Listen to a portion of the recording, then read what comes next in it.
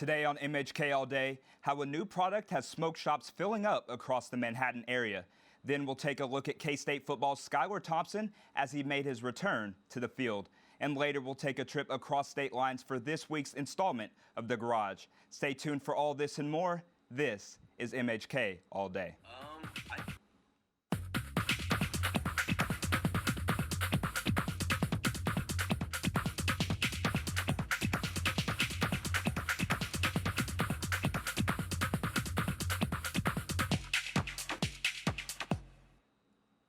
Welcome back to another edition of MHK All Day. I'm Jacob Hall.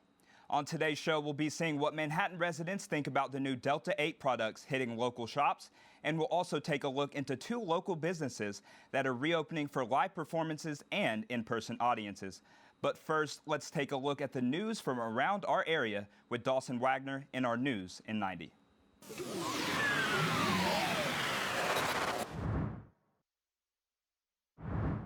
Good morning and welcome back to News in 90. To get us started this week, we have construction updates that the City of Manhattan announced for the North Campus corridor. The project will be continuing the changes on Kimball Avenue all the way from Dennison to North Manhattan Avenue. Starting on Monday, October 18th, Phase 10 of the project will begin a total reconstruction of the street, storm drainage system, and sidewalks that are all being funded from a $4 million economic development grant from the Kansas Department of Transportation. Last week, on Tuesday, October 5th, more than 100 students gathered in front of Anderson Hall to protest sexual violence in the Kansas State community. They marched through campus and ended at the president's residence, where they asked questions and engaged in dialogue with President Myers. In a statement released on Thursday, Myers said he has asked the students from Monday's rally for some concrete actions they would like to see us take. University officials said a more detailed list of action items to tackle sexual violence on campus will be sent out in a university newsletter. To conclude this week on News in 90, we covered the 5th annual KSU Night event on Tuesday, October 12th, where feature presentations from Minnie Jean Brown Trickey, a key figure in the civil rights movement, and Caleb Stevens, a connector of communities through vulnerability and mental wellness, both spoke to students to help them understand the importance of becoming a more diverse, inclusive, and driven campus that reflects this year's theme of Our Lens, Our Focus, Our K-State. That's all we have for this week on News in 90. Thanks for listening. Back to you, Jacob. Thanks, Dawson. A new product has been hitting the market and is being touted as legal hemp.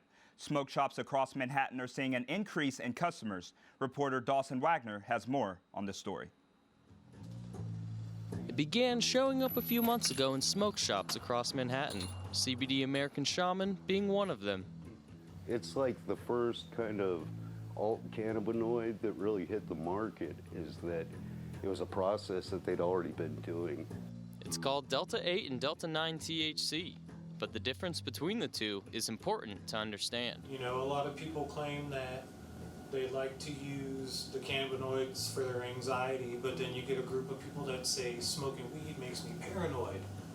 Well, Delta 8, from dozens of people that have come through and talked to us about them, the Delta 8 doesn't give them any kind of that anxiety, that paranoia. And these are people that were smoking Delta 9 for years, and they tell me that they would rather use 8 over 9 because they get paranoia with 9.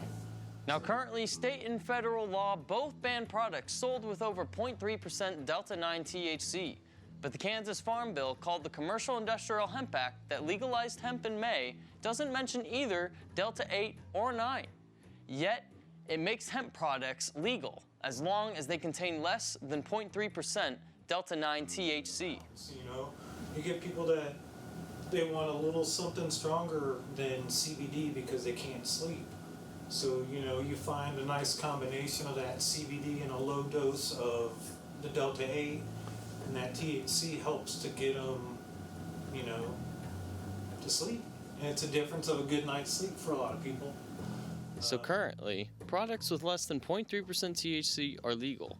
But what is the difference between Delta 8 and Delta 9? So Delta 9 is derived from marijuana plants, and Delta 8 is derived from hemp plants. So per Kansas law, hemp can legally be sold with the percent 0.3 or below, and marijuana is completely illegal in the state of Kansas. So what does this mean for the future of legalizing marijuana in Kansas? I definitely think that Kansas is definitely headed in the direction of legalizing marijuana in some capacity. With Kansas headed in the direction of legalization, people like Isaac Greathouse, a regular at CBD American Shaman, can have easier access to products that help him get a better night's sleep. If you want to help sleep, helps me sleep, helps my mom sleep because of a whole family nerve disorder. So it's really good to have around. For MHK All Day, I'm Dawson Wagner. Reporter Kate Kennedy went into Aggieville to investigate how Manhattan residents are feeling about Delta 8 in our new segment, The Pulse.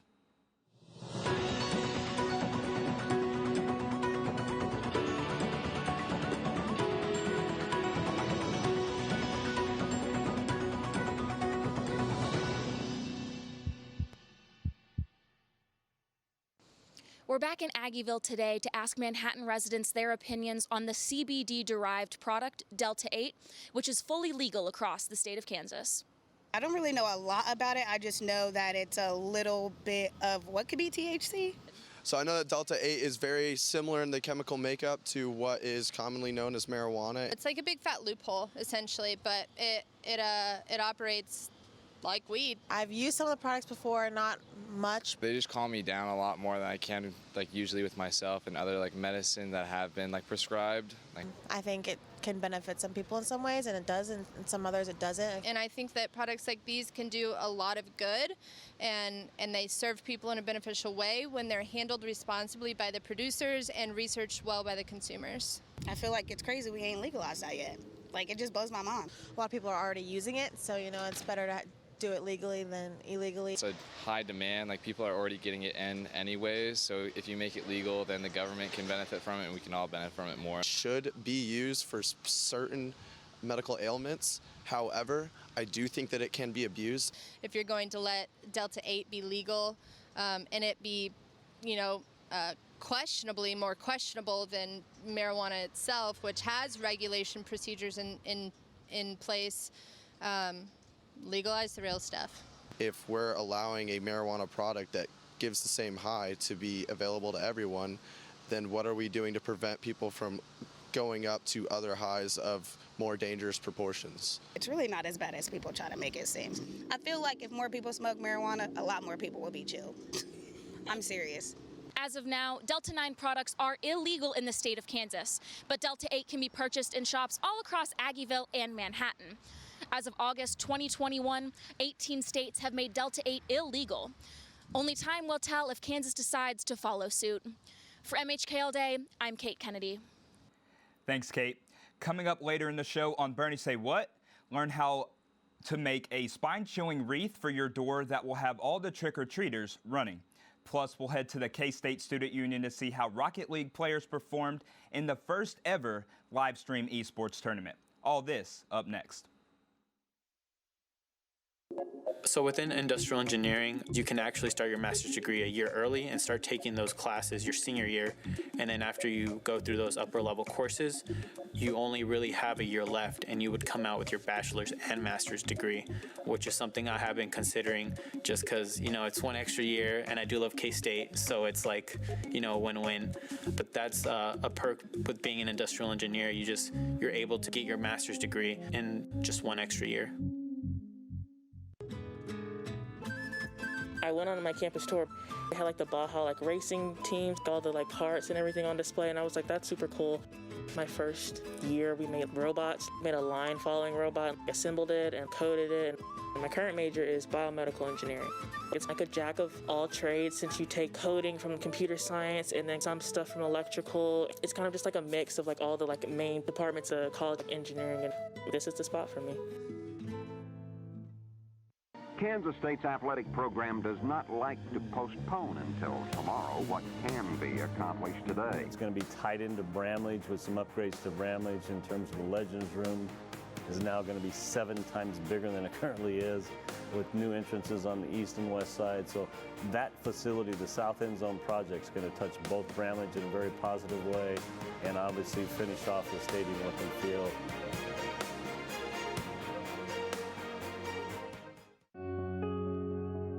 upon arrival, I'm like, oh, these people love football. Like, these people are nuts about Kansas State. And Saturday morning, I mean, swarms of people outside of the stadium tailgating.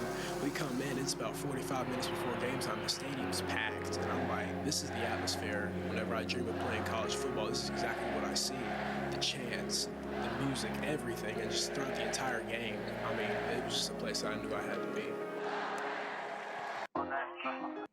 Welcome back to MHK All Day. On the segment that aspires, inspires, and speaks with fire, this is Bernie Say, what? And today, I'm gonna be teaching y'all how to make a spooky wreath. So, for this project, you'll need a clown mask or any mask of your choice, but this one was creepy, so you know, we're going with the whole spooky thing. And you can get that from any local store, even like a Halloween store. And then you'll need some eyeballs, okay? I got these little ping pong balls because I kind of like how they just fit in this mask perfectly, as y'all will see. And then I have ring refs, so I have various sizes to go with mine, but you can use like a regular ring ref or like a styrofoam one. And then I have glitter spiders because I like the little sparkly element that they give, so we'll do that. And then spider web, blood, a hot glue gun, and then some bowls for the messy blood. So to get started, you'll want to take the ring, not the smallest one, the medium one. No, wait, it's the small one, just kidding. And you'll stick it in here to make it fit on the mask properly, just like so. And then we'll take the eyeballs and we'll stick them through the eye holes, just like that, see? And not like that, there we go. It'll fit once you have the glue gun also, because then it'll help with the sticking of the eyeballs inside. And then we'll stick the other one, and I'm gonna make mine kind of like up so that it'll look a little more spooky. So it'll look like this. And then we're gonna take the spiders, and we're gonna kind of stick it in his ear because it got a little ear hole right here. Ooh, I broke the spider, y'all, Lord. There we go. And then we're gonna stick it in there. And then we're gonna stick one in his hair. Now, so we're gonna take the spider web and we're gonna stretch it out a little bit because it's kind of hard to cut. So we're gonna stretch it out a little bit and we're gonna take our bigger ring and we're gonna kind of stretch it around that. So make it a little spooky. And if you have a dark ring, it'll look a little bit more blended in, but you wanna stretch it out kind of nice and get it all nice and full, okay? And then we're gonna take our mask, which my eyeball keep falling out, which might add to the spooky if you ask me. But we're gonna stick that in there and then we're gonna set the mask on top of it. And once we do all of that with the hot glue, it'll be a little bit more realistic. And we'll take our blood and we'll add our blood into our bowl here. Ideally, I would have this open, but today, for the purpose of this little segment right now, I'm not. But we'll put the blood on the mask, you know, like a little drizzle, or you can do a little drop, whatever you want to do. Even in the eyeballs, if you put it in the eyeballs, he bleeding blood. That's scary to me. So once you do all of that, you'll have a completed little project, and you can also add some of your extra spiders into the wreath to make it kind of scarier. And then you'll have a beautiful wreath that'll have all the kids just crying and running away. But have a little bowl of candy on the side so they still kind of come to the door.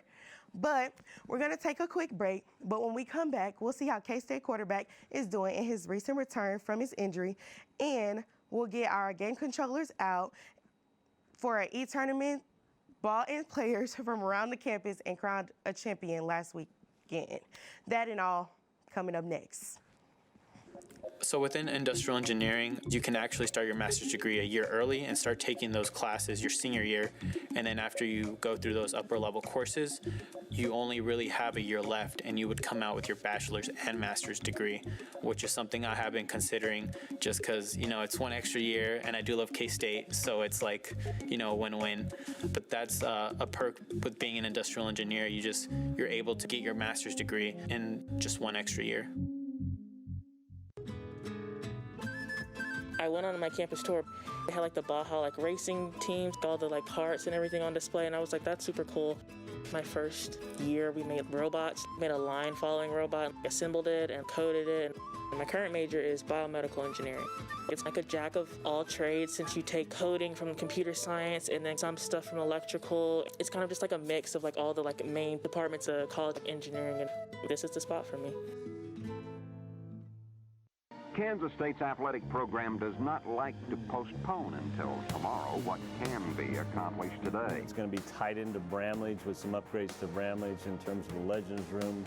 Is now going to be 7 times bigger than it currently is, with new entrances on the east and west side. So that facility, the South End Zone project, is going to touch both Bramlage in a very positive way, and obviously finish off the stadium look and feel.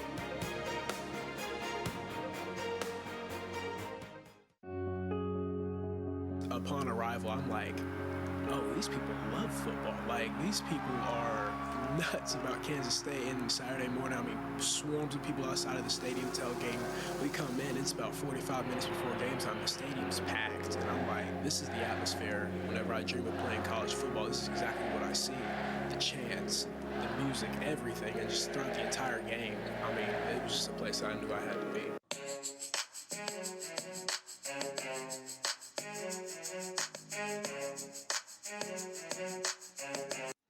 Welcome back to MHK All Day. Tomorrow afternoon, the K-State Wildcats will look to end their 2-game losing skid against Iowa State. Under center will unquestionably be 6th-year senior quarterback Skylar Thompson, who made his triumphant return against Oklahoma in a narrow loss. He played really well, and he doesn't want to tell you that because we didn't win the game. But to think that he has not played since whenever it was, the second quarter or first quarter of Southern Illinois, to do what that kid did against that defense and be under duress, and he hung in there and said, I'm gonna pitch it around, and the kid was on point. It was still undecided as to whether or not Thompson would play until just a few hours before kickoff. He got announced this morning to us, and it was one of those things where we were like, yeah, look, okay, let's go. That's our guy. He's back. We're so happy for him because that was big. Kleiman says that when news spread that Thompson would play, it provided a spark to the team. Yeah, there was a little different energy.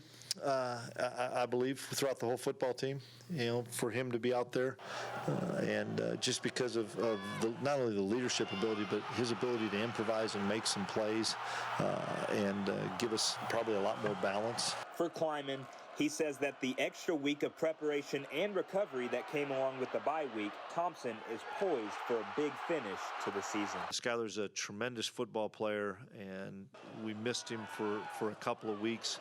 Will and Jaron did a nice job, but there's a 6-year guy that's done this for an awful long time that knows the receivers and knows the offense.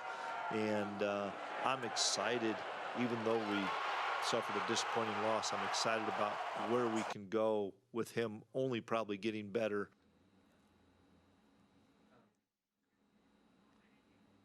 Against the Sooners, Thompson completed 29 out of 41 passes for 320 yards and 3 touchdowns. This set career highs in both passing attempts and completions. Elsewhere, Wildcat 91.9 recently partnered with WTC Communications to host an esports tournament. Each group that participated assembled a team of 3, and prizes given out included trophies as well as $150. Corey Bowen is a member of the trio that took home first place playing the popular video game Rocket League. It's kind of like car soccer, so you can kind of like fly through the air with cars and you hit a soccer ball, and got together with my team, so we play and put it together. We were talking well, communicating well, and we just put it together and ended up going all the way. Bowen says he heard about the event from a friend that he has played with before, but he has little experience playing with the team's third member. My friend Jacob, he came back to the house one day and he's like, hey, you want to play in a Rocket League tournament? I was like, yeah. And then so he had a buddy of his, Seth, and then so we formed a team and then just came and played. Seth Thompson joined the team with several years of experience playing the game. Rocket League's the only game I play, so I definitely dedicate the most time to it. Total hours in the game, I think 1,300. Jacob Holleran says that with the team that he helped assemble, he knew that they had a great shot at winning. I'd say we had a pretty decent shot. We're all pretty good at the game. It really came down to watching the other teams play before us and get a good read on them so we could decide how we're going to play. The event took place at Forum Hall in the K-State Student Union. But in future years, there may be a spot right next to the bowling alley dedicated to esports. The space down in the bowling center, I think is a prime location, and we can create some synergies with our other recreational facilities that are in that area. We have somewhere between 3,500 to 5,000 square feet that we could dedicate to gaming with potentially computer stations as well as gaming consoles. Williamson says that he hopes to get the process started by next fall. As far as a program, a holistic program, which would include staffing on some level, the educational experience, and then hopefully sooner rather than later, physical facilities. I think we can get the process started by fall of next year. For Bowen, he says that playing video games is all about having fun. Just have fun. I mean, you'll get better as long as you have fun. Future plans for the event include hosting more participants, giving out larger trophies, and increased cash prizes. Also, the goal is to have future esports tournaments last multiple days. The K-State volleyball team earned a Big 12 victory over West Virginia last night in Bramlage Coliseum. The Volley Cats will be back on the floor tonight as they look to win 2 in a row against the Mountaineers. After last night's win, Coach Susie Fritz said she wants the team to enjoy the win before focusing on the next match. Coaches are notorious for looking ahead and not spending too much time celebrating the moment that they're in, and I want them to find some joy in the process of all the work that they invest in it. Well, that's all we have for sports this week, but don't go away. Coming up, we'll take a look at some opportunities for you to see some live music right here in Manhattan. Then we'll head into the garage to learn how one Kansas musician is making his move to bigger things. Kansas State's athletic program does not like to postpone until tomorrow what can be accomplished today. It's going to be tied into Bramlage with some upgrades to Bramlage in terms of the Legends Room. Is now going to be 7 times bigger than it currently is, with new entrances on the east and west side. So that facility, the South End Zone project, is going to touch both Bramlage in a very positive way, and obviously finish off the stadium look and feel.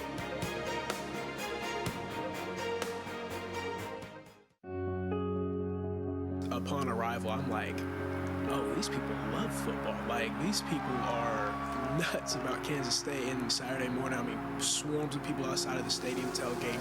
We come in, it's about 45 minutes before game time. The stadium's packed. And I'm like, this is the atmosphere. Whenever I dream of playing college football, this is exactly what I see.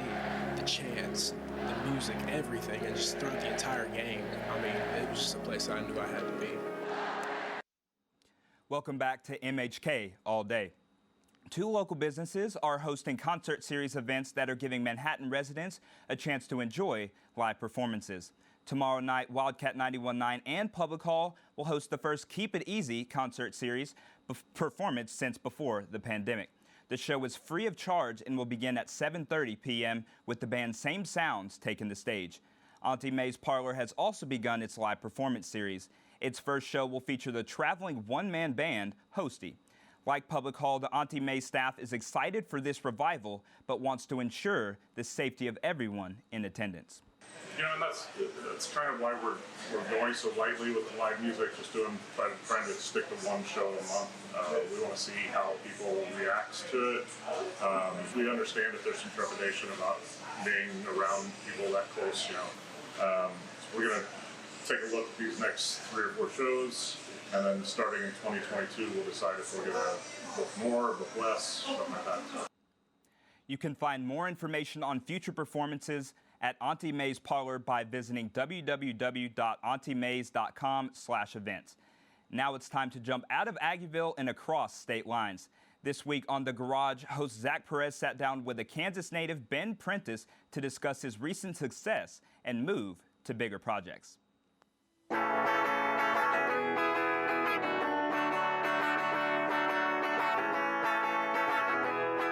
Hello everyone, welcome back to another episode of The Garage. This week we've got a bit of an unconventional interview going on. This week I am interviewing Ben Prentice, a singer-songwriter from Kansas City, Missouri. Ben, how are you doing? I'm doing good, Zach. How are you? Obviously, as the people, viewers of this segment of the show have seen before, I've interviewed a lot of local artists from Kansas in the past few weeks, and you yourself have just started putting out music. I think you have, 3 or 4 singles out now? I have 3 singles out now, and then 1 single's on the way. Okay. And then we have a full album recorded, but that probably will be a couple months before that's out. How did you get into this business of recording music, making music? Was it something that you'd always wanted to do? I think deep down it was something I always wanted to do. Like since like middle school, me and my friends would like record songs on GarageBand and stuff to like, you know, beats that we would find online. How it kind of came about is I started learning guitar not even like the summer of my freshman year in college. So only like a couple years ago, just because at the time I used like comedy as my way of like coping with my like anxiety and depression. It was my like artistic outlet.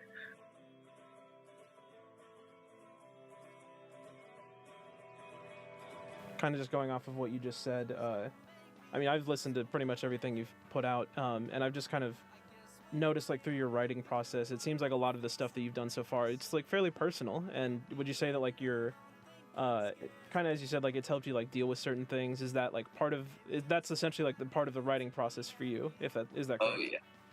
For sure, yeah. I don't ever, like, force myself to write songs. Like, even when I was, like, I'm gonna write an album, it was never me sitting down going, I'm gonna write a song right now. It was just when that feeling comes, bounce on it, you know?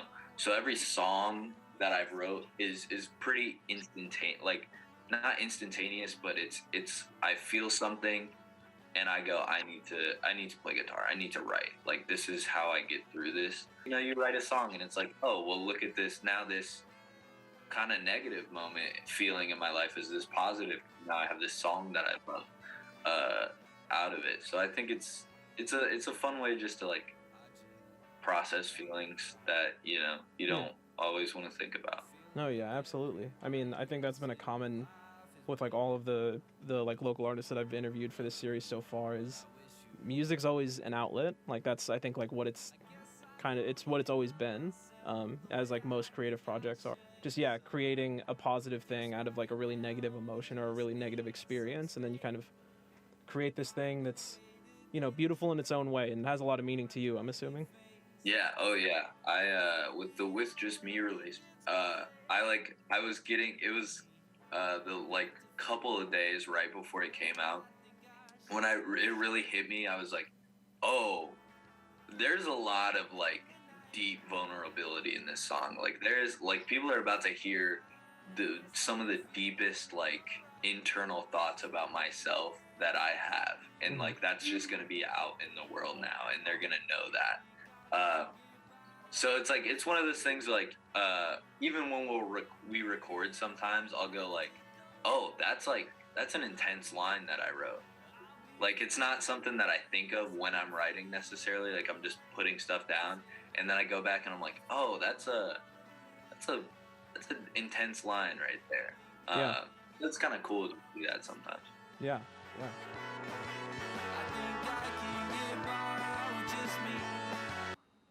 You can find links to Ben's latest single, Just With Me, on his Instagram.